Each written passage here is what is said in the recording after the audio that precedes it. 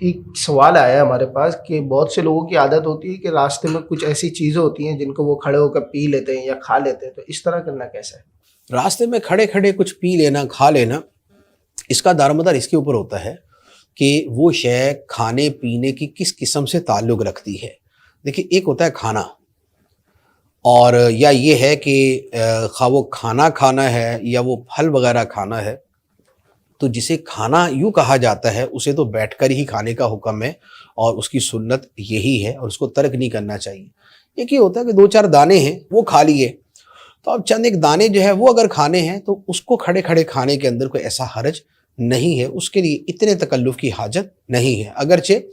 اہل استقامت اس کو بھی بیٹھ کے کھائیں گے۔ اچھا، اسی طرح پانی کے اعتبار سے ہے، کھڑے ہو کے پانی پینا منع ہے، اور اس پر بڑی جو ہے وہ تاکید کی گئی ہے کہ کھڑے ہو کے اگر کوئی بھول کر بھی پی لے تو قے کر دے، تو اس کا مطلب یہ ہوا کہ کھڑے ہو کے پانی پینے کی جو ہے وہ ممانعت ہے۔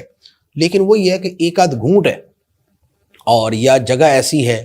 یا جلدی ہے، تو اب اگر ایک آدھ گھونٹ اس طرح پی لیا کھڑے کھڑے تو اس میں حرج نہیں ہے۔ یہ جو سنتیں ہوتی ہیں کھانے پینے کی، مجموعی طور پہ یہ سنن زوائد کہلاتی ہیں، سنن غیر موقدہ۔ سنت غیر موقدہ یہ ہوتا ہے کہ عمل کریں گے تو ثواب ملے گا،